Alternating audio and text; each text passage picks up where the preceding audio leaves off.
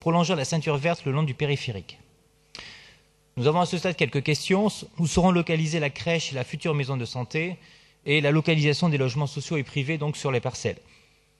J'en viens maintenant à nos vœux qui ont provoqué beaucoup de remous.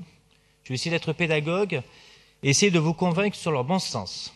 Le premier concerne le fléchage du parc privé vers l'Office foncier solidaire, l'OFS, qui peut faire des BRS, des baux réels solidaires, qui ont été introduits par la loi Allure.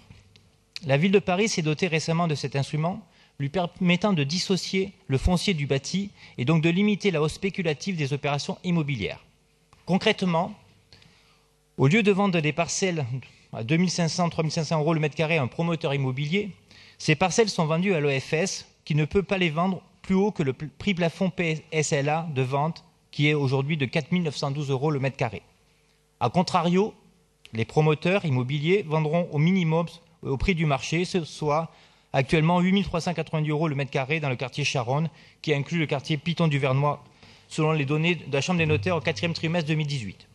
Pourquoi donner une rente financière à des promoteurs immobiliers alors que vendre à l'OFS permettrait donc de récupérer cette rente? Vendre à l'OFS ou vendre à un promoteur privé ne modifie pas l'équilibre financier de la ZAC. Par contre, il peut modifier la sociologie du quartier par une gentrification accélérée, sans compter du risque spéculatif qui, dans le cas présent, avec la transformation à venir du périphérique, risque de générer une forte hausse des prix du marché immobilier et locatif du secteur. Cela étant dit, par rapport à l'objectif de mixité partagé par tous les groupes politiques, surtout dans ce quartier, acheter à presque 5 000 euros le mètre carré, soit 500 000 euros pour 5 mètres carrés, nécessite d'avoir des revenus élevés, mais cela permettrait de maintenir une partie des classes moyennes obligées actuellement de quitter Paris à cause de la hausse continue de l'immobilier. Nous avons donc proposé un amendement permettant d'éviter de créer une rente foncière à des promoteurs privés. Ce vœu ne met pas en danger la réalisation de la ZAC, à moins que de nous le démontrer. Notre deuxième vœu est aussi, à notre avis, non dangereux, à moins encore une nouvelle fois de nous démontrer le contraire. Il est présenté un scénario 2, pages 21 et 22 de l'étude d'impact, que j'avais tout à l'heure, mais je ne le retrouve plus, prévoyant que des logements prévus le long de la rue du Vernois, prévus actuellement à 65 mètres du périphérique, soient déplacés le long de la rue Lumière, permettant, je cite dans le rapport, une protection des nuisances sonores, une protection des nuisances également constituée par le front du bâtiment rue Henri du Vernois, un espace vert central et sportif éloigné du périphérique, activités sportives augmentant la vulnérabilité, une ouverture vers le square Séverine dans la logique de la ceinture verte. Ce scénario n'a pas été développé, ou du moins, la présentation n'est pas faite dans l'étude. Donc voilà, c'est les 2 pages avec un très beau schéma dans le document de l'étude d'impact.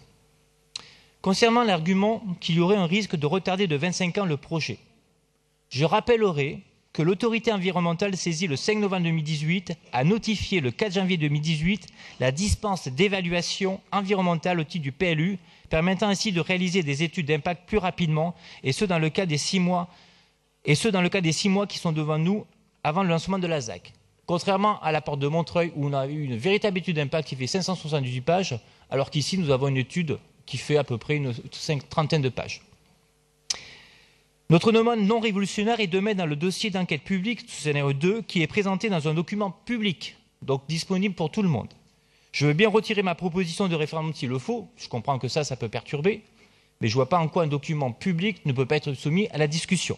Monsieur Je finis, Madame la maire, c'est ma dernière phrase. Donc je ne comprends pas la panique concernant nos vœux. Je suis quelqu'un de responsable. Je l'ai montré hier ou avant-hier, donc en défendant les fontaines financées par le Qatar. Alors, a priori, on aurait pu penser que j'étais contre. Donc maintenant, j'espère que M. Boudrier, puisque c'est lui qui va me répondre, je crois, va nous rassurer. Mais bien sûr, nous voterons cette délibération. Alors, je passe la parole pour 5 minutes à Madame Primet.